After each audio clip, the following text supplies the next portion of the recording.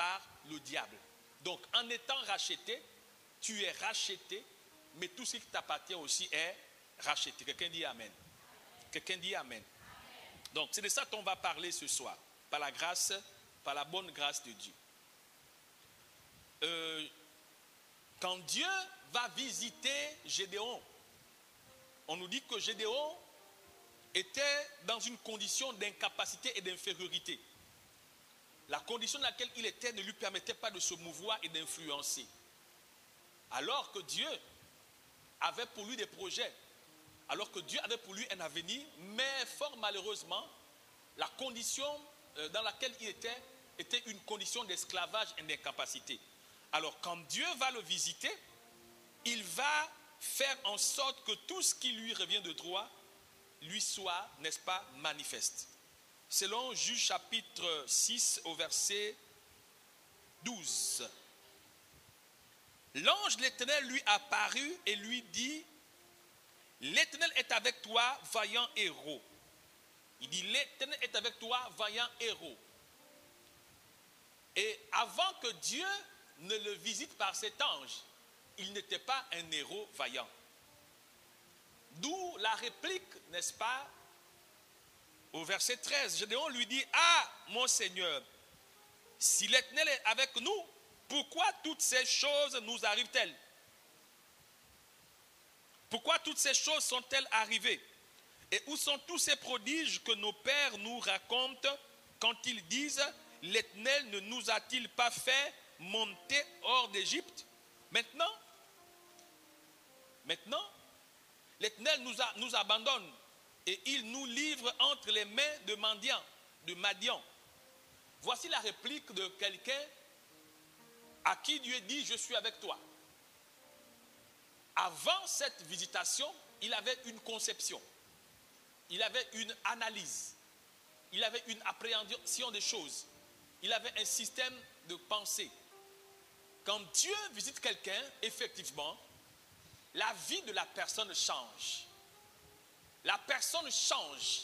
Et quand vous lisez la suite, il va recevoir des instructions qui vont amener véritablement un changement particulier dans sa vie.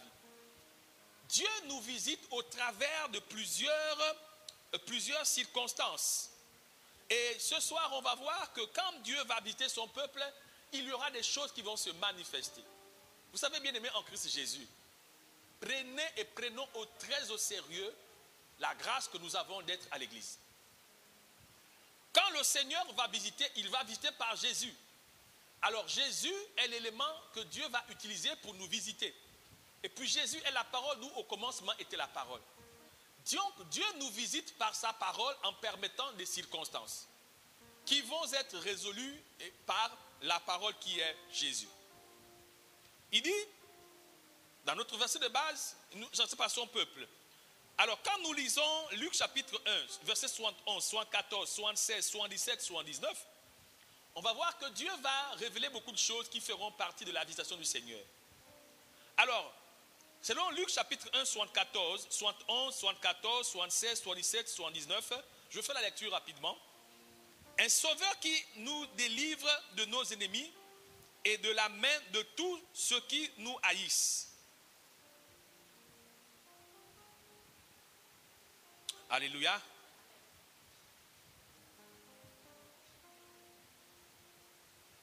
Que je regarde d'abord dans ma version, 8 secondes. Alors, on va prendre verset par verset. Luc chapitre 1. Allons-y. Verset 71. Un sauveur qui nous délivre de nos ennemis et de la main de tous ceux qui nous haïssent. Verset 74. De nous permettre, après que nous serions délivrés de la main de nos ennemis, de le servir sans crainte. Verset 75. En marchant devant lui dans la sainteté et dans la justice tous les jours de notre vie. Verset 76. Et toi, petit enfant, tu seras appelé prophète du Très-Haut, car tu marcheras devant la face du Seigneur pour préparer ses voies. Verset 77. Afin de donner à son peuple la connaissance du salut par le pardon de ses péchés. Alors, de ces versets, j'ai tiré par la direction du Saint-Esprit un ensemble d'éléments. Alors, visiter et racheter et en nous sauvant de la main de nos ennemis. Alors, quand Dieu nous visite, nous rachète, il nous sauve de la main de nos ennemis. Ça veut dire qu'il nous fait changer de source d'influence. Quand Dieu nous visite et nous rachète de la main de nos ennemis, il fait cela pour nous, pour que nous puissions le servir. Quand Dieu te visite pour te faire changer de maître. Il te visite pour te faire changer d'influence. Ça veut dire que avant tu étais sous l'influence du diable, maintenant tu es sous l'influence. Avant tu servais le diable, maintenant tu le sers. Donc quand Dieu te visite, il y a quelque chose qui se passe.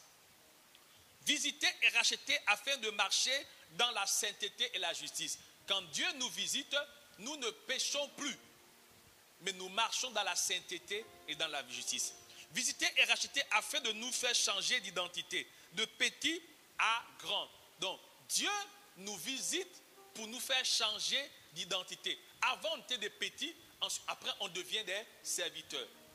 Donc, on était des personnes inutiles, mais on devient des quoi? Des personnes utiles. Visiter et racheter afin de nous accorder la connaissance du salut. Avant, nous étions ignorants. Maintenant, nous recevons la connaissance. Tous les versets que j'ai lus au préalable, donc Luc chapitre 1, 71, 74, 75, 76, 77, 79. De ces versets, on voit que Dieu nous explique, attendez que je retrouve, voilà. Il nous explique que un sauveur qui nous délivre, donc Dieu nous délivre par le sauveur qui est Jésus. Et Jésus c'est qui? C'est la parole. Il est la parole faite chair.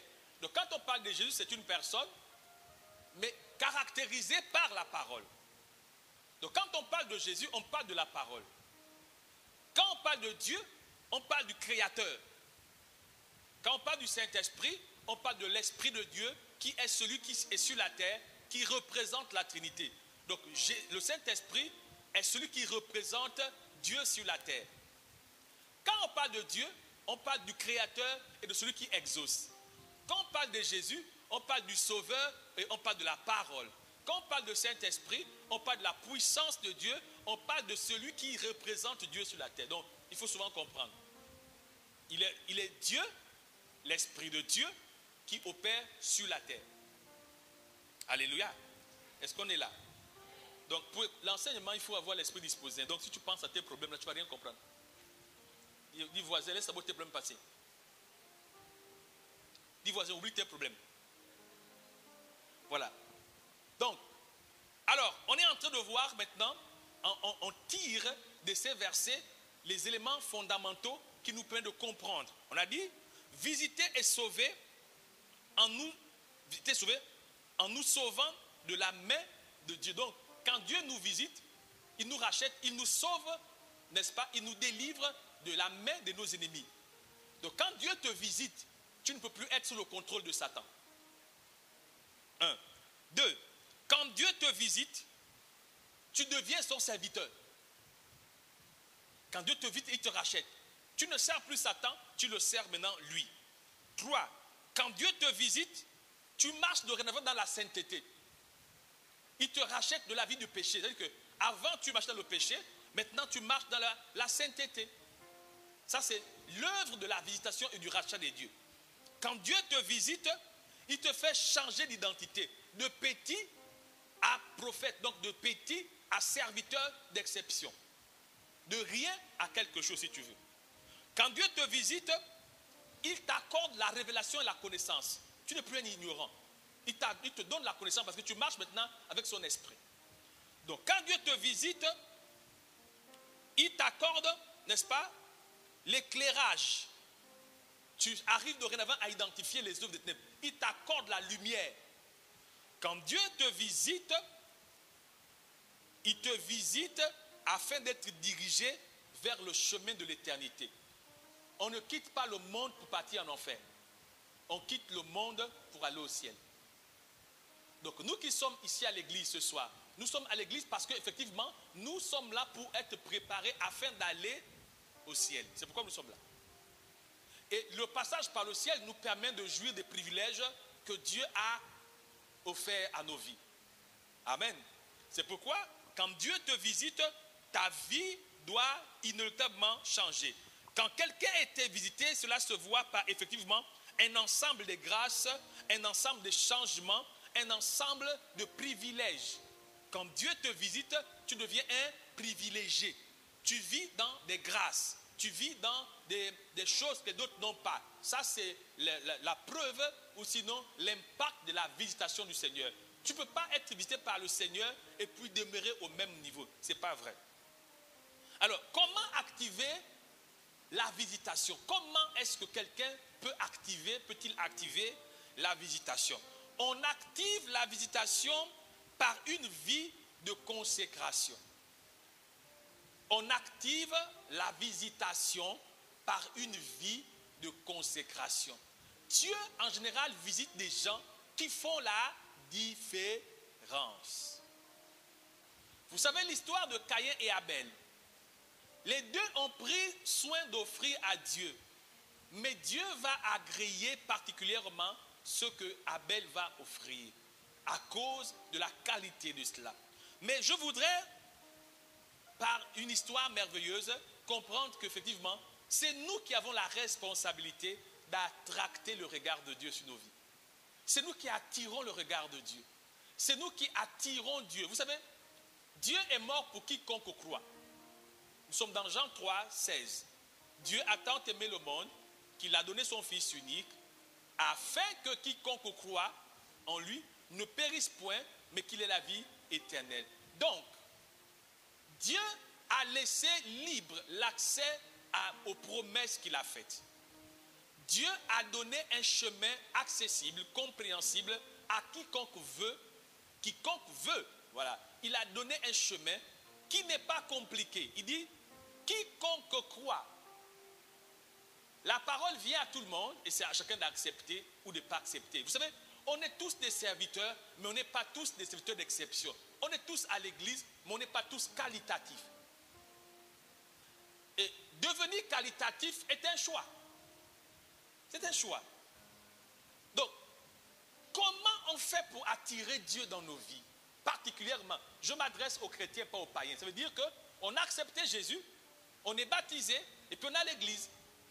Comment faire pour que Dieu ait un regard particulier quand il nous voit? Comment faire que quand nous on parle, quand on prie, Dieu est beaucoup plus attiré par nos prières que les prières d'autres personnes? Comment on fait ça? Oui, mais il faut comprendre que ça, ce n'est pas une affaire. Il y en a, on dit, oh, lui, il a la grâce de Dieu, vraiment, ces choses marchent, hein, vraiment, lui, la Dieu, vraiment. Comment on fait cela? Il y a le fait de la grâce générale, mais il y a aussi le fait de la grâce d'exception. Vous savez, il dit, veillez à ce que nul ne se prive de la grâce. Donc, quelqu'un peut se priver de la grâce de Dieu. Qu'est-ce qui fait que Dieu approuve certains et désapprouve? Il dit, il est libre. Mais il y a des choses que ceux qui sont approuvés par Dieu font. Par Dieu font et ceux que d'autres ne font pas. Alors, quand nous lisons l'histoire de Job, chapitre 1, verset 1, la Bible déclare, il y avait dans le pays des Huttes un homme qui s'appelait Job. Et cet homme était intègre et droit, il craignait Dieu et s'est détourné du mal. Job avait réussi à se faire remarquer, c'est-à-dire qu'il avait une manière de vivre. Il était intègre, il était droit, et il s'est détourné du mal. Regarde ce qu'il avait comme valeur. Et regarde la suite, au verset 8. L'Éternel dit à Satan, as-tu remarqué mon serviteur Job? Il y a personne comme lui sur la terre. C'est un homme intègre et droit, craignant Dieu, c'est le tenant du mal. C'est-à-dire que Dieu avait remarqué que cet homme avait une particularité. Dieu voyait tous les hommes. Mais il avait remarqué que cet homme était spécial. Il était intègre. Il était droit. Et il craignait Dieu. Quand nous lisons l'histoire, Dieu n'avait pas une relation directement avec Job. Mais Job s'est fait remarquer. Je vous assure les amis. Vous savez, nous souvent on a des attentes. On veut que Dieu nous parle. Mais Dieu ne parlait pas avec Job. Dieu n'a pas une relation avec Job particulièrement. Mais Job s'était fait distinguer en cultivant des valeurs qui étaient vues par Dieu. Beaucoup pensent que Dieu ne les voit pas. Frère, Dieu voit tout le monde. Mais Dieu remarque certaines personnes. C'est-à-dire que les gens qui se font remarquer sont des gens qui font beaucoup plus que la moyenne. Et c'est pourquoi Dieu révèle les caractéristiques, ces valeurs-là. Il dit, c'était un homme intègre. On ne va pas de l'intégrité. L'intégrité, c'est une capacité à garder une justice de vie en toutes circonstances. La droiture, c'est marcher sur le principe malgré tout. C'est marcher sur un chemin de justice en toutes circonstances. L'intégrité, c'est garder. C'est le fait de ne pas se corrompre. De ne pas se corrompre malgré les épreuves. Vous savez, aujourd'hui, les gens, quand ça ne va pas, ils trouvent les raisons pour ne pas rester intègres. Quand c'est difficile, beaucoup se détournent de la bonne voie. Se détourner, c'est abandonner. L'intégrité, c'est garder les valeurs. Et les gens intègres deviennent moins visibles sur ce monde, dans ce monde. Donc Dieu va identifier ces valeurs dans la vie de cet homme. Il dit, waouh! Waouh! Les amis, devenir un chrétien qui fait plaisir, c'est un choix. Ce n'est pas quelque chose que Dieu donne aux gens. C'est quelque chose que tu payes, que tu acceptes de payer. Parce que devenir quelqu'un d'exceptionnel coûte cher. Coûte cher. Être un bon chrétien coûte cher. Vraiment, ça coûte cher, les amis. J'ai écouté un homme de Dieu qui va dire, il dit, l'onction ne vient pas un matin. Et c'est pourquoi il faut comprendre la nécessité ou l'impériosité de savoir donner de la valeur à ta vie dans le temps. Peu de chrétiens aujourd'hui sont soucieux de ce que l'on pense d'eux, ce que l'on dise d'eux. Est-ce que les gens pensent à ce que Dieu pense d'eux? Qu'est-ce que Dieu pense sur toi? Ou qu'est-ce que Dieu pense de toi? Qu'est-ce que ça te fait de savoir de ce que Dieu pense de toi? Moi, je suis très intéressé de savoir ce que Dieu pense de moi. Tu viens à l'église, tu repars, tu fais ta chose. Qu'est-ce que Dieu pense de ça? Qu'est-ce que Dieu pense de ça? Si tu n'es pas intéressé de savoir ce que Dieu pense de ça, tu es en danger. Certes, Job a cultivé, et on va voir.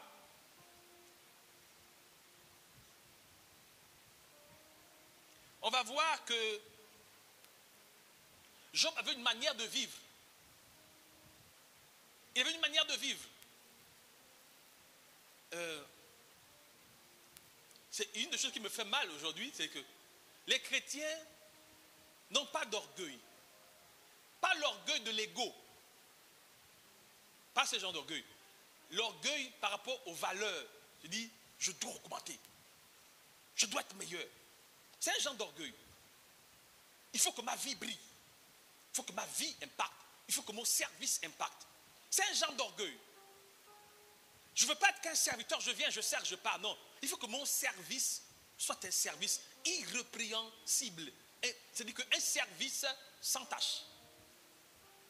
Nous n'aspirons pas trop à devenir de personnes meilleures. On dit ça va aller. Et parce que pour devenir une personne meilleure, tu dois tuer l'esprit de justification dans ta vie. Parce que dès que tu justifies une incapacité, tu permets à cette incapacité de continuer dans ta vie. C'est toi qui te bats contre ces incapacités. Vous savez, aujourd'hui, les chrétiens n'ont pas d'orgueil. Nous sommes dans un pays où la sorcellerie, l'occultisme, les pratiques occultes, n'est-ce pas, sont un style de vie. peu de chrétiens se disent non, il faut que nous on arrive à changer la tendance. Il faut que le Gabon soit un pays christianisé à 100%. Il faut que le Gabon soit un pays où les autorités soient chrétiennes, où on prie avant le conseil des ministres. Vous savez, je ne sais pas combien. Les gens prient, la plupart sont à l'église parce qu'ils veulent être mariés, ils veulent des enfants, ils veulent que les problèmes soient résolus. Mais peu sont à l'église pour que les problèmes de Dieu soient résolus. Parce que oui, mon frère, le fait que Dieu ne règne pas au Gabon entièrement, c'est une préoccupation pour le Seigneur. Le fait de voir des chrétiens redevenir des rétrogrades, c'est une préoccupation du Seigneur. Le fait de voir le Gabon sous un climat islamique au maximum, c'est une préoccupation du Seigneur. Le fait de voir que le